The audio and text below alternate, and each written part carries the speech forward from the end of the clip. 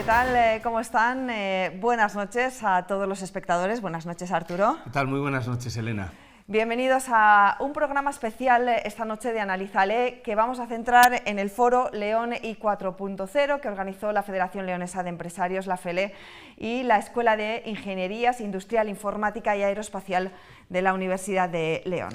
Hoy el formato del Analízale es especial porque lo centramos en este foro que puso en contacto a más de 40 empresas punteras en el sector de la tecnología en León con el talento del futuro, los estudiantes de la Escuela de Ingenierías, y que como novedad en esta edición contó con 4 mesas redondas en las que abordar con expertos distintas temáticas. La primera de estas mesas que vamos a ver tenía como título el uso de las tecnologías clave para la competitividad del polo biotecnológico en León. La ponencia inicial fue a cargo de Antonio Morán, que es director del Instituto de Investigación e Innovación en Ingenierías de la Universidad de León. Lo primero, agradecer a todos los miembros de la escuela, a Televisión, a todas las empresas que estáis aquí presentes, pues esta magnífica oportunidad para nuestros alumnos de la escuela y de la Universidad de León en general.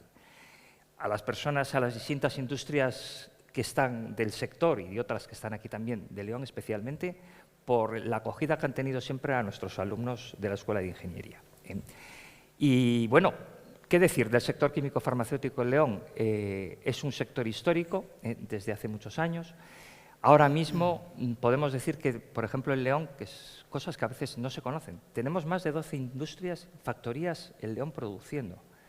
Esas factorías, algunas son empresas muy antiguas, otras son nuevas, instaladas en León, de distintos tamaños. Podemos tener aproximadamente más de 3.000 personas de empleos directos en León, cosa que a veces no se conoce en la sociedad. 3.000 empleos ahora mismo, de ese orden. De los cuales, como tú me decías, efectivamente, quizá el sector farmacéutico es de los que en temas de equidad, de género, etcétera, tenemos más del 50% de las personas en las plantillas de media en España del sector farmacéutico es femenino. Es un sector que tiene una gran cantidad de titulados universitarios, quizá el sector con más titulados universitarios industrial que hay. Tenemos en España que el sector farmacéutico es el tercer sector, me parece, industrial en cuanto a exportación, por ejemplo.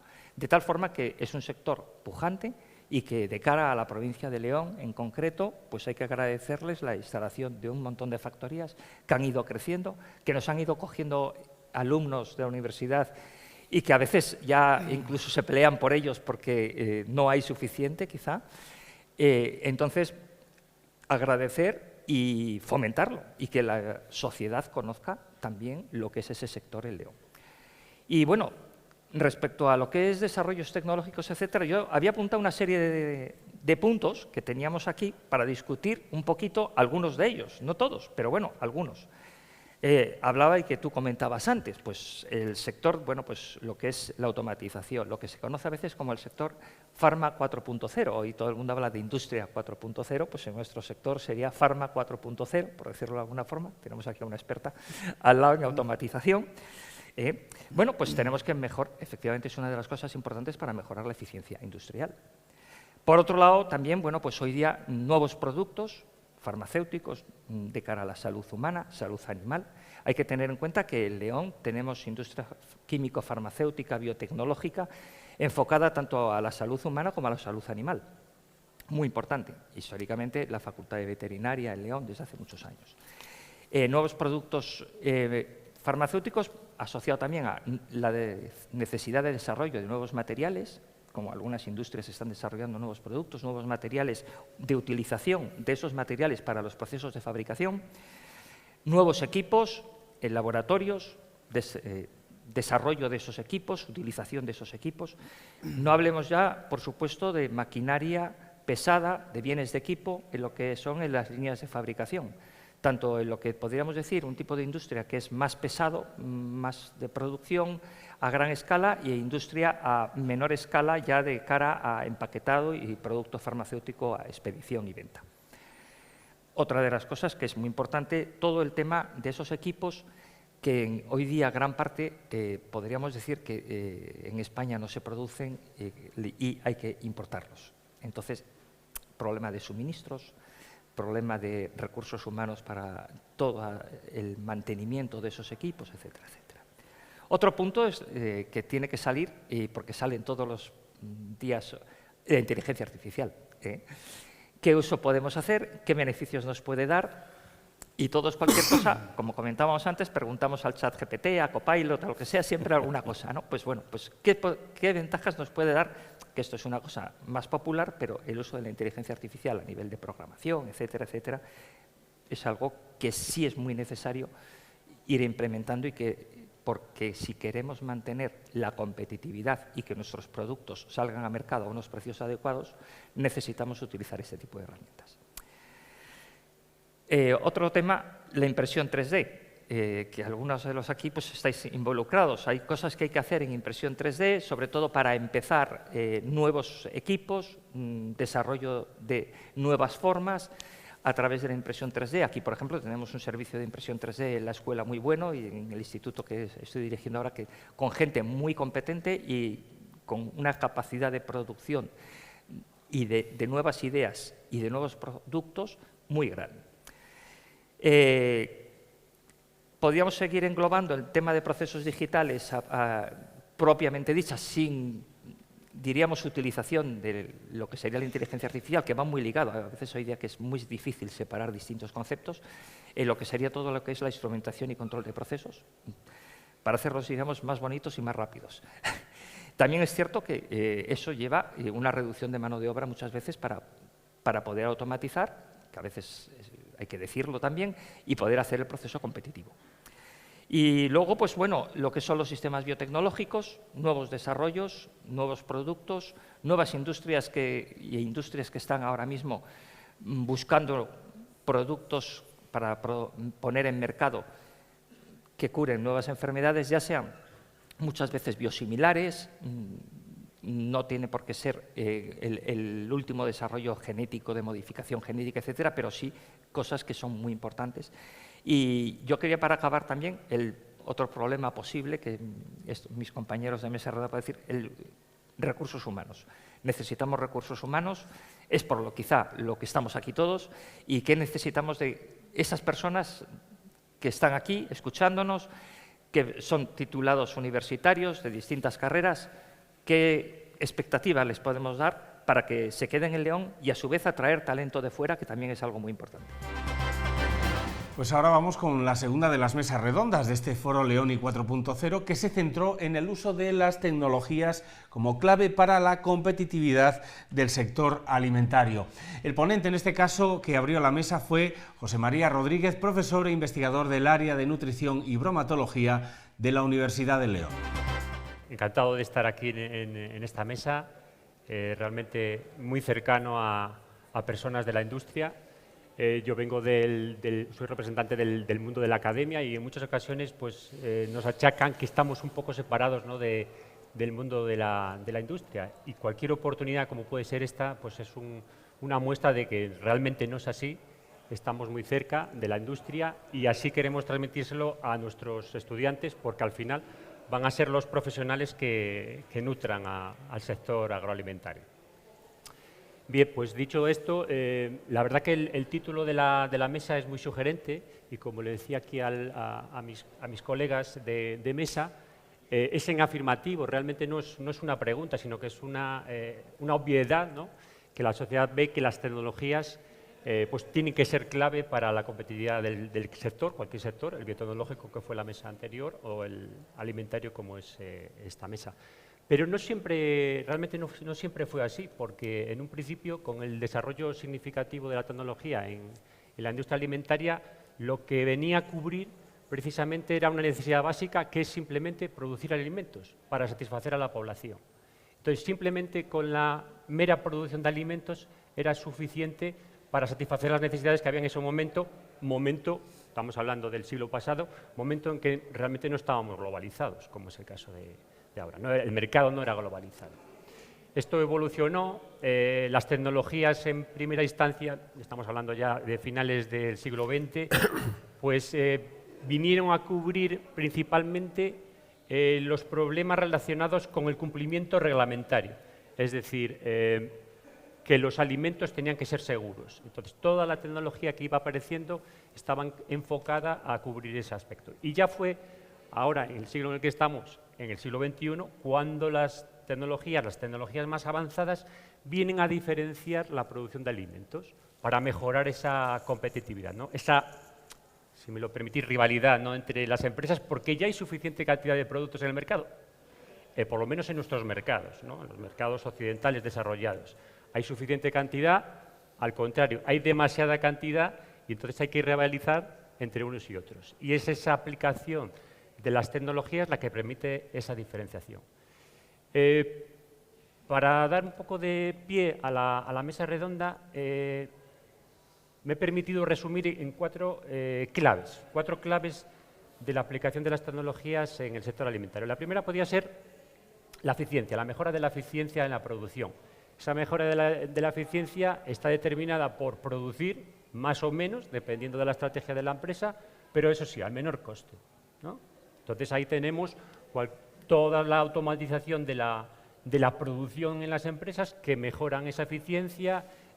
Tendríamos también agricultura, ganadería automatizada, que aquí mi compañero sabe un poco de esto, y como los aspectos claves de este primer punto. Un segundo punto es el que tiene que ver con la calidad. Acabo de decir que hace unas décadas se le daba mucho hincapié a la calidad higiénica, es decir, al aseguramiento de la garantía de que los productos que consumimos no nos produzcan enfermedad. Ahora mismo también, pero es un aspecto como básico, ¿no? Entra dentro de ese nivel, de esa segunda etapa, ¿no?, de ese valor añadido. Sin embargo, hay otros aspectos que tienen que ver con la calidad que sí permiten diferenciar a unos productos de otros y competir mejor, como puede ser la calidad sensorial, por citar alguno.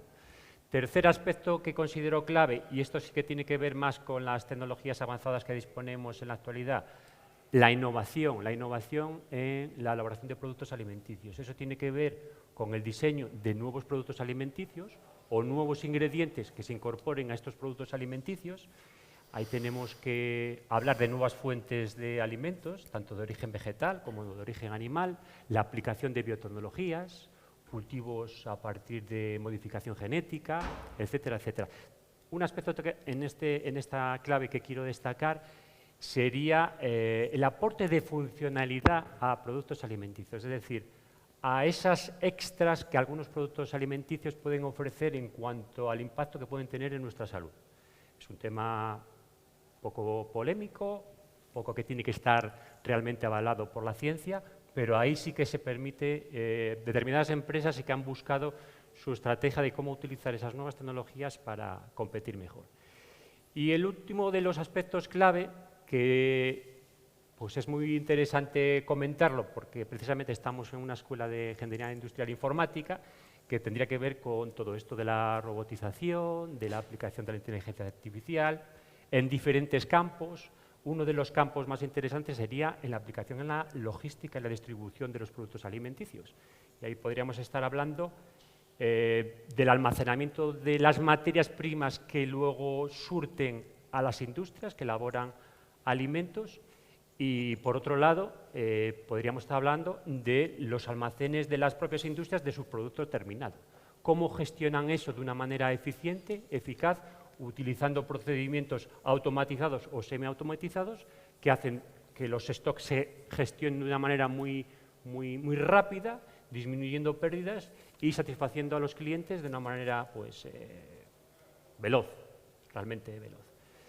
Creo que esos son los 4 puntos clave, creo que eso es los principales aspectos que quizá pues, podríamos comentar a lo largo de esta mesa, porque el punto de vista de los propios actores de la industria, como sois vosotros, pues podéis tener un punto de vista muy interesante.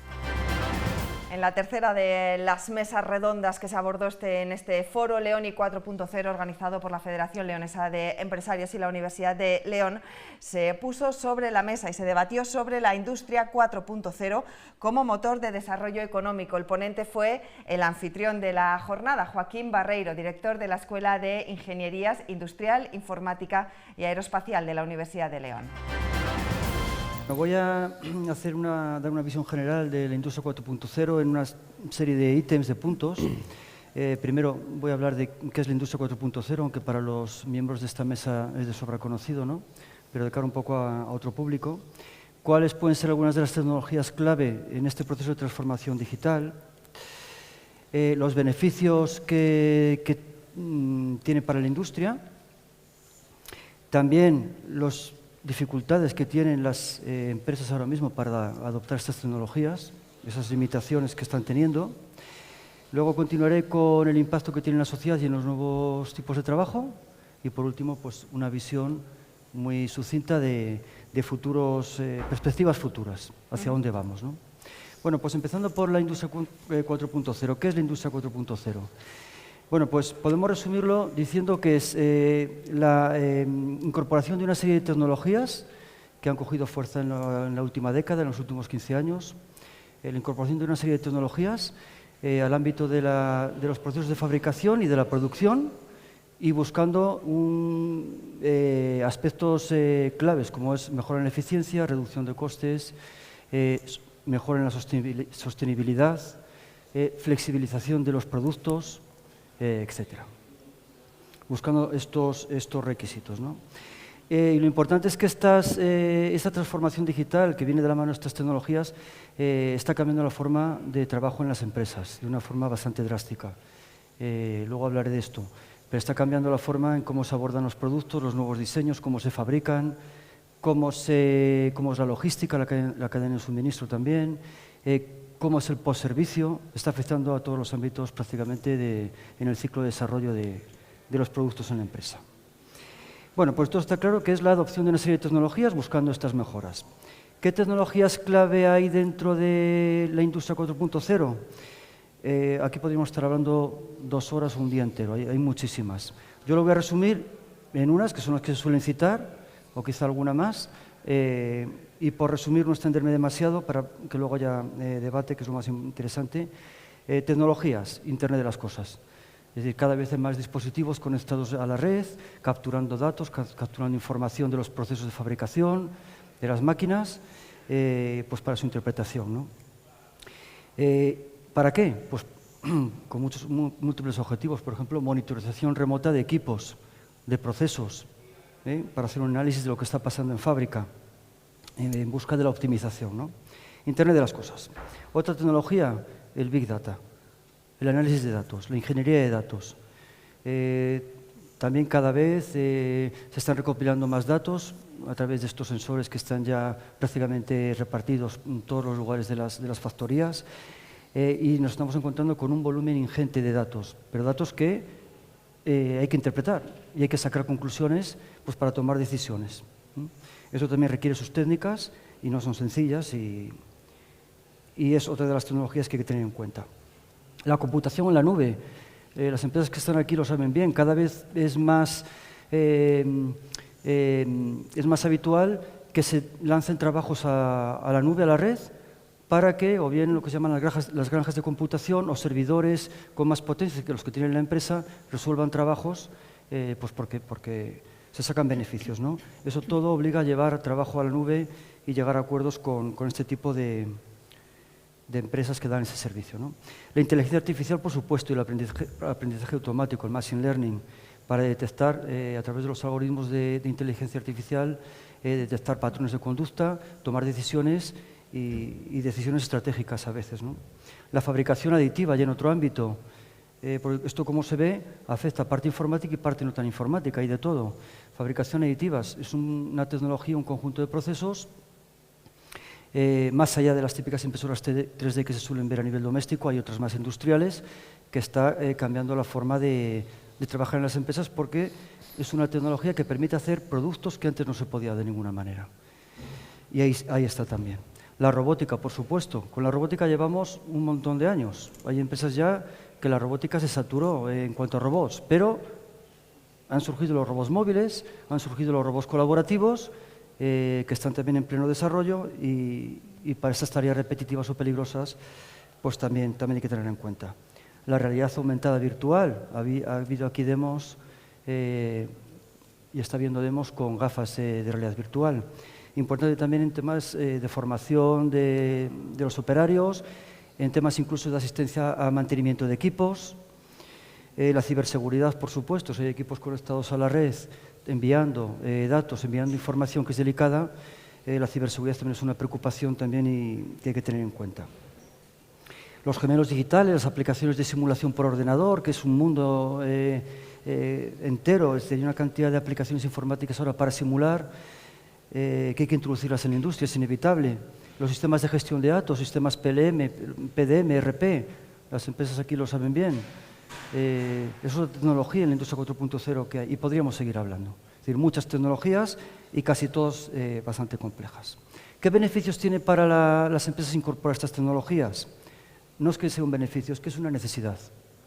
Las empresas tienen una necesidad de incorporar estas tecnologías porque todas ellas, las empresas que hoy hay aquí en la escuela, son empresas muy relevantes, no a nivel local, a nivel nacional e internacional.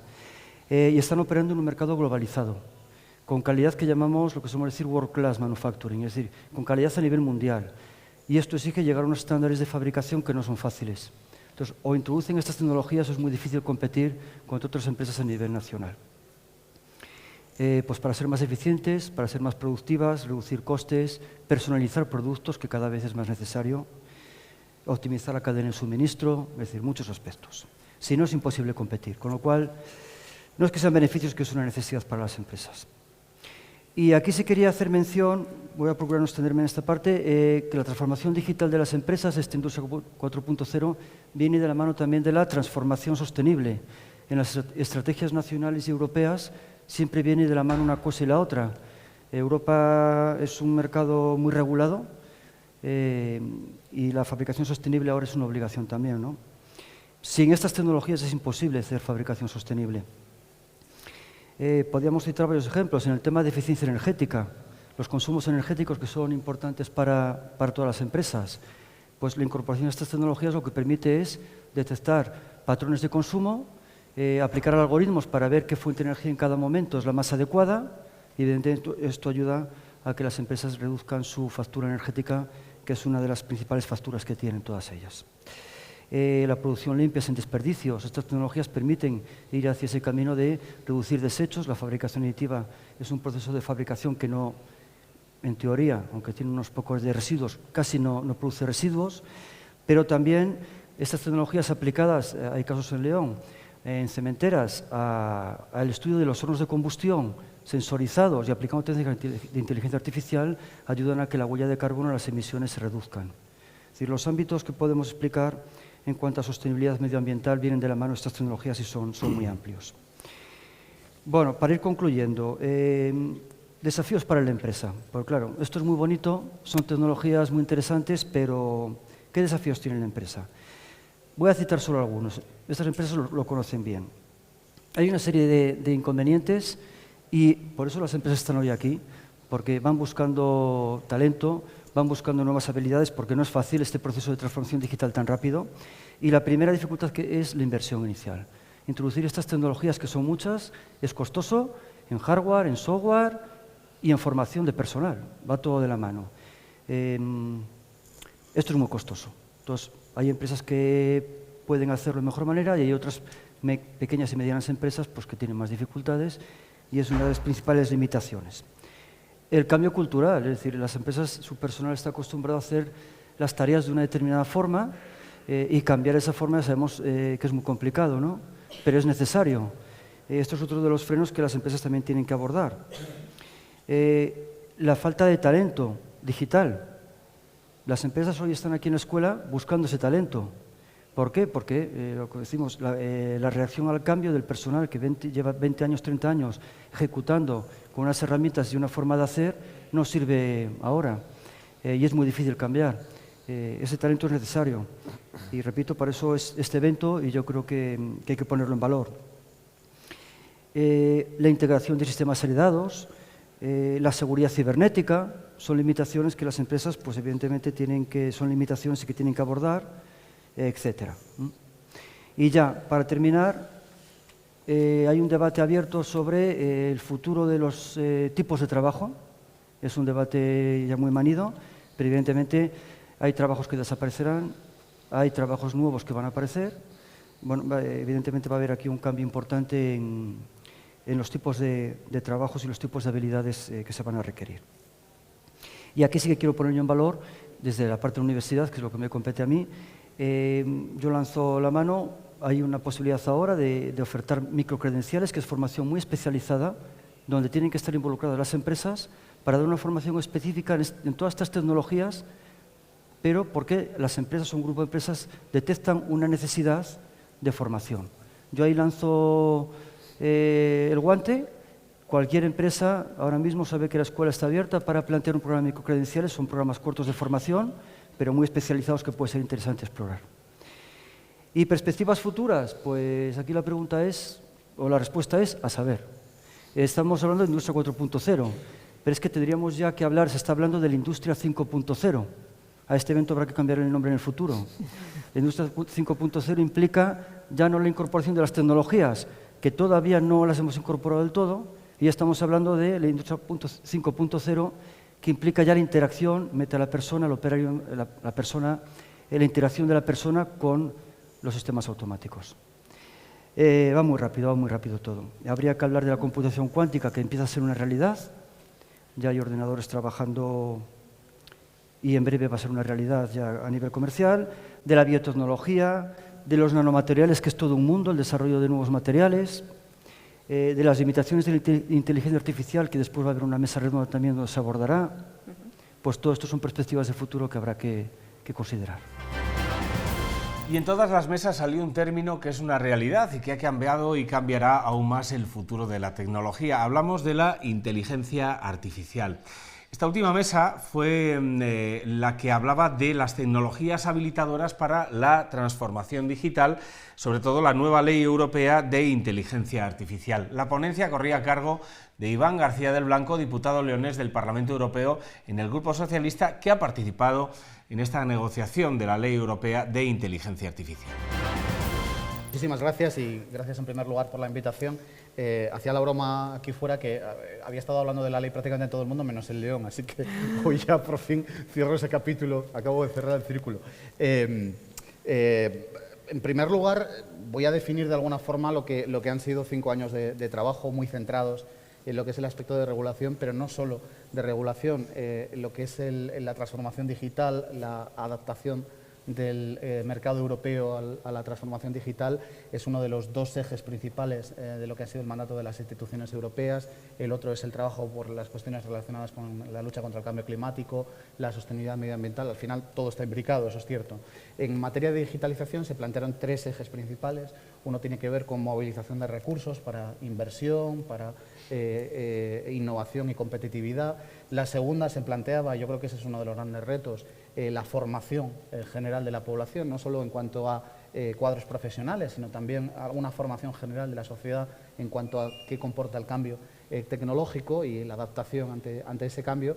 Y el tercero era una regulación completa en todo el ámbito digital. En este mandato de 5 años se han aprobado normas relacionadas con las plataformas online, con el tratamiento y el trabajo y protección de datos, con el ámbito también de los microchips, y se ha acabado de culminar como gran guinda en el pastel con una ley que es pionera en el mundo, que es en la que Europa es el primer espacio del mundo que aprueba una ley completa sobre inteligencia artificial.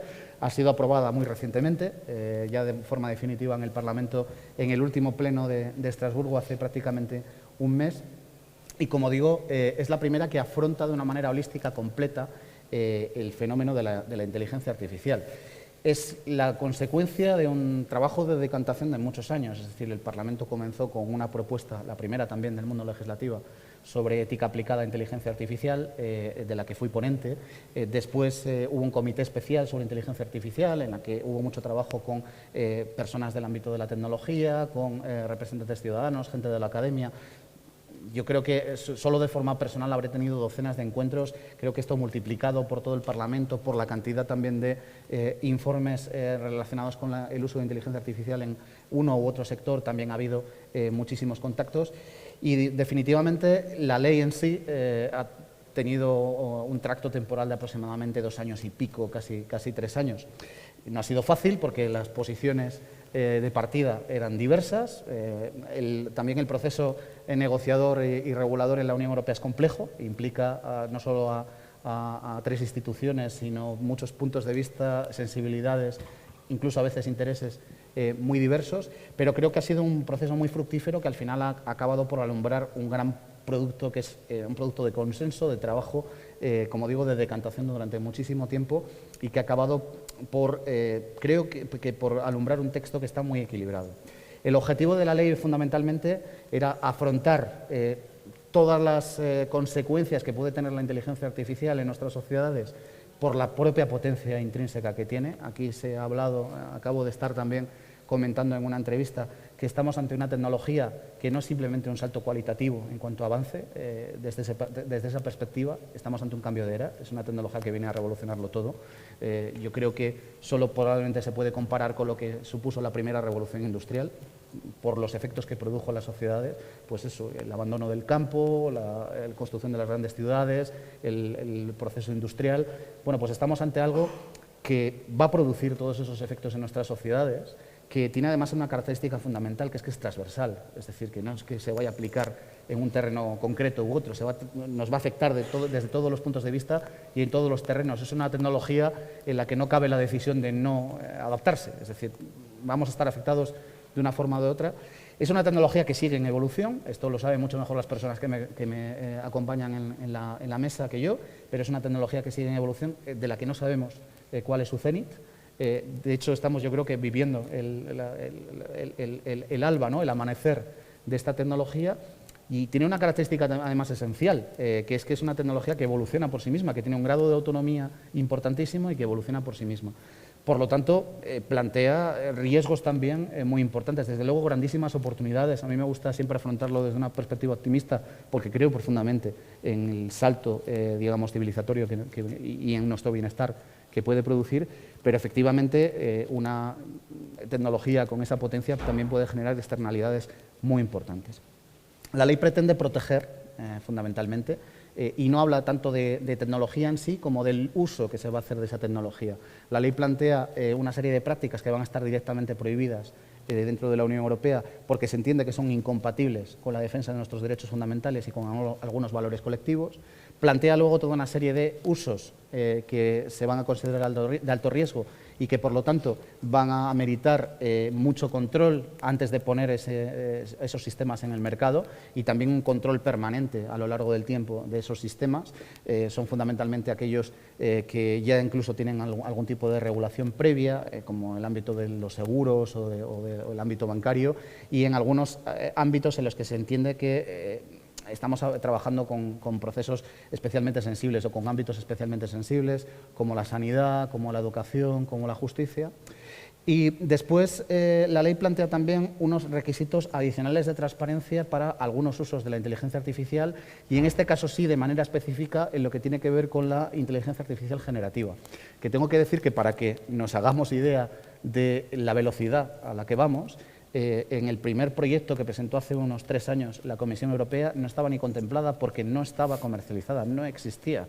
Es decir, algo que ha puesto el mundo patas arriba, e incluso el sector productivo laboral patas arriba. Como digo, hace 3 años ni siquiera existía, ¿no? Fue el Parlamento el que, a través de sus enmiendas, tuvo que afrontar una posibilidad o una posible regulación sobre esta cuestión. Y lo hace de varias formas. Para empezar, distingue entre lo que se conoce como riesgo sistémico, es decir, los más poderosos motores de inteligencia artificial generativa de propósito general, y los que son más pequeños y que no tienen tantos requerimientos. Pero en cualquier caso sí que existe una obligación, para empezar, de transparencia en cuanto a los datos que se han utilizado para el entrenamiento de esos modelos, sobre todo lo que tiene que ver con el uso de datos que están protegidos por algún tipo de propiedad intelectual, bien derecho de autor, patente, etcétera, etcétera. Y se requiere también su inscripción, la inscripción de ese tipo de modelos en un registro europeo que va a ser controlado a través de una oficina, digamos, europea de inteligencia artificial. Y para el resto de usos, a priori, no se prevé ningún requisito adicional. Y esto también lo digo porque muchas veces se oye, esta ley es muy intervencionista, va a controlar absolutamente todo, va a poner, digamos, unas trabas y un sobrepeso, una sobrecarga regulatoria en todos los ámbitos. Bueno, los estudios afirman que algo más del 80% de los usos de la tecnología en inteligencia artificial no van a estar afectados por la ley. Es decir, son usos que no comportan riesgos esenciales o riesgos inasumibles. Esto es importante tenerlo en cuenta. Y también la ley plantea un sistema de gobernanza. La ejecución de la ley va a estar fundamentalmente en el terreno de los Estados nacionales, es decir, en España, que ha sido la primera, a través de la Agencia Nacional de Inteligencia Artificial. Cada uno de los estados adoptará su modelo, pero también, como decía, crea una Oficina Europea de Inteligencia Artificial por encima que se encargará de controlar, digamos, la inteligencia artificial generativa y que también gestionará ese registro europeo al que hacía referencia. Por cierto, también algunos de los usos en alto riesgo tendrán que estar también registrados, son unas características muy concretas, pero que, como digo, servirá como una suerte de armonización, pero que tendrán que coordinarse con las agencias nacionales. Y en cualquier caso, también crea, para mí esto es muy interesante, una oficina permanente de intercambio de información y diálogo entre el sector tecnológico y el sector empresarial y las instituciones. Yo creo que es muy importante porque no tenemos que alejarnos de la perspectiva de que estamos ante una tecnología que está fundamentalmente en manos privadas. Es decir, cuando se compara, y yo creo que se compara bien, con la potencia y con lo que puede generar, el riesgo que genera la energía nuclear, tenemos que tener en cuenta que estamos hablando de una energía que estaba fundamentalmente en manos públicas, es decir, que era muy sencillo, no políticamente era muy complicado, pero digo que era muy sencillo desde el punto de vista práctico trabar una serie de acuerdos básicos entre Estados y poder ejecutarlos. Aquí no, aquí hay que contar también con el sector privado y hay que contar mucho con el sector privado. También esa oficina producirá la posibilidad de que se pueda adaptar la regulación o la aplicación de la regulación a, pues, para empezar, el test directo con la realidad y a los nuevos avances que eventualmente se puedan producir. Y también la ley prevé, desde la perspectiva del fomento de innovación, prevé también algunas herramientas, por ejemplo, lo que son entornos de pruebas controlados para las nuevas tecnologías, incluso la posibilidad de probar una tecnología nueva en la vida real, ¿no? Como dice el texto, es decir, de una manera controlada, pero también intentando fomentar la innovación. Y también creo que es importante resaltar que efectivamente y estamos hablando de derechos fundamentales y cuestiones muy esenciales, hay que tener en cuenta que esto es primordial. Hay muchas exigencias en ese terreno y las habrá, pero la ley siempre habla de proporcionalidad en cuanto al cumplimiento de las obligaciones y sobre todo está pensando en pequeños y medianos actores, en startups. Es decir, que efectivamente la sobrecarga regulatoria, la capacidad que puedan tener no les sobrepase. De hecho, hay un mandato específico a las instituciones para que faciliten el cumplimiento de la ley a los pequeños operadores. Es decir, a quienes están empezando no tienen la capacidad de afrontar ese tipo de carga, ¿no? Es decir, esto es una parte esencial y muy importante de la ley, porque incluso hay cuestiones que están contenidas en la ley hoy que técnicamente todavía no se pueden realizar. Es decir, que de hecho la ley plantea, hablando del trámite a futuro, plantea que el desarrollo completo general sea para dentro de 2 años, es decir, desde la publicación entrará en vigor los 24 meses siguientes. Es verdad que hay salvedades, hay algunos aspectos, por ejemplo, con lo que son usos prohibidos, que son 6 meses, o la inteligencia artificial generativa, por ejemplo, en materia de transparencia, habla de 12 meses, hay algunas cuestiones incidentales de las que se habla de 3 años, pero el plazo general son 2 años. No sé cómo voy de tiempo, voy bien, ¿no? Para terminar, ¿verdad? Bueno, pues voy a hacerlo. Digo porque no... podría estar hablando de cada uno de estos capítulos mucho más en profundidad y además es que cada uno de ellos comportan preguntas también esenciales, ¿no? Y ahora voy a hablar de alguna conclusión que a mí me parece muy importante. Pero por acabar de adjetivar la ley y por concluir qué es lo que pretende la ley y de alguna manera qué persigue, ¿no? Es una ley que, como digo, pretende encontrar un equilibrio entre la protección de algunos derechos esenciales y derechos fundamentales con la promoción de la innovación. Pretende también generar certidumbre, es decir, seguridad jurídica también para los operadores, no solo para los europeos, sino también para quienes quieran operar dentro de la Unión Europea. Genera también un espacio inmenso, es decir, que estamos hablando de 27 países soberanos que van a tener las mismas reglas, es decir, que un operador que trabaje en Lituania tendrá la seguridad de que la ley que se le aplica y las consecuencias de sus comportamientos van a ser los mismos que en Portugal. Es decir, es un espacio inmenso de más de 500 millones de personas y al mismo tiempo también pretende generar confianza en el uso de la inteligencia artificial. Yo cada vez que tengo un encuentro o una entrevista siempre sale la palabra miedo. y no en vano, como estábamos hablando, los riesgos que se pueden generar son grandes, ¿no? Pero si algo pretende desterrar la norma, la ley, es el miedo. Es decir, yo creo que hay que cambiar el principio del miedo por el principio de cautela, que no es exactamente lo mismo. El miedo es muy paralizante, genera efectos indeseados, no nos permite afrontar la realidad. La cautela es exactamente lo contrario, es precisamente prepararnos para lo que viene. Porque efectivamente tenemos muchos retos por delante y voy a terminar con eso. En primer lugar, como decía, estamos ante un cambio absolutamente transversal, del que la gente en general no tiene una idea realmente, a veces ni siquiera ni intuitiva, ¿no? En cuanto a qué va a comportar. Todo esto va muy rápido, estamos hablando de cosas que van surgiendo de la noche a la mañana, conceptos nuevos, normalmente además en inglés, por cierto, esto también es un reto en cuanto a la traslación a otros idiomas. La ley habla de eso y de alguna manera mandata a los poderes públicos y sobre todo a las empresas para que hagan grandes campañas de formación a los ciudadanos, y yo creo que tenemos un derecho básico esencial como ciudadanos y ciudadanas de conocer, de entender qué es lo que va a comportar ese cambio y por lo tanto ser capaces de tomar decisiones desde el punto de vista colectivo y poder adaptarnos también, es decir, no convertirnos en ciudadanos de primera y de segunda, que es otro de los riesgos que un gran avance tecnológico puede generar, ¿no? Para mí esto es un aspecto esencial. Y el segundo tiene que ver con el mercado laboral, para mí también. Son los dos, para mí, elementos primordiales. Y con el mercado laboral porque los análisis más modestos hablan de transformaciones del mundo laboral del 50-60% de los empleos que conocemos hoy en los próximos años, ¿no? Esto es un reto gigantesco. Y esto, como decía, de esto no se sustrae ninguno de los ámbitos. Es decir, esto no va a pasar solo en el entorno tecnológico. Luego necesitamos una gran campaña de formación, de hibridación, digamos, de muchos de los profesionales en diferentes terrenos. Yo vengo del mundo del derecho. Yo me parece que hay pocos sitios más evidentes de supertransformación que el mundo de la justicia o del derecho. Y para eso necesitamos profesionales que hoy no tenemos. Tenemos tal falta de profesionales que incluso las agencias nacionales y la agencia europea están teniendo dificultades para encontrar perfiles adecuados, porque hay pocos perfiles formados y hay una gran demanda y se está pagando mucho en el sector privado. Este es uno de los elementos más esenciales. Y desde el punto de vista también de ese cambio, creo que las sociedades y sobre todo las instituciones y los representantes públicos tenemos que hacer un esfuerzo gigante para anticipar ese cambio, para preverlo, para prever sus consecuencias, qué personas se van a poder adaptar, quiénes no, qué vamos a hacer con las personas que no se puedan adaptar, precisamente porque se pueden generar problemas incluso de paz social en el futuro, ¿no? Si ese cambio se produce de la noche a la mañana y sin afrontarlo de una forma de vida. Así que tenemos muchos retos por delante. Creo que la ley europea nos da algunas claves para poder afrontar esos retos, nuevas herramientas. No pretende resolverlo todo, ni seguro que lo resuelve todo, ni siquiera es seguro que tenga una respuesta adecuada a cada uno de los temas. Esto lo tenemos que testar, pero tenemos una ventaja comparativa. Y una última cuestión. Yo tengo la oportunidad, como decía, de hablar y de conversar también por todo el mundo.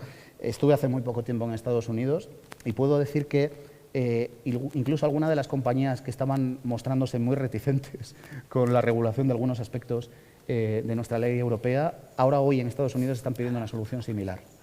Entre otras cosas porque, primero, quieren seguridad jurídica, para empezar, quieren trabajar en entornos seguros, y lo segundo, porque ven que el bloqueo institucional que ahora mismo está teniendo Estados Unidos, porque lo está teniendo en el Congreso fundamentalmente, puede producir que haya una fragmentación regulatoria Estado a Estado, incluso ciudad a ciudad, que cree una especie de infierno, digamos, para el inversor, ¿no? O para el desarrollador. Así que mejor una solución colectiva, y si nos ponemos de acuerdo ya colectivamente a nivel mundial, que yo creo que es indefectible, que tendremos que hacerlo, pues muchísimo más. Y hasta aquí este resumen de lo que ha sido, lo que fueron las ponencias y las mesas redondas, las 4 que hubo en total en este foro León y 4.0 organizado por la FELE y por la Universidad de León. Nosotros nos despedimos aquí. Y les dejamos con la duda de si somos realidad o somos una inteligencia artificial que les ha presentado este especial Analízale León y 4.0. Con el objetivo de que ustedes no se vayan porque la programación continúa y el sábado que viene les esperamos con un nuevo capítulo de Analízale. Algo que además también tiene que ver con las tecnologías. ¿Leemos en papel o leemos cada vez en formatos digitales?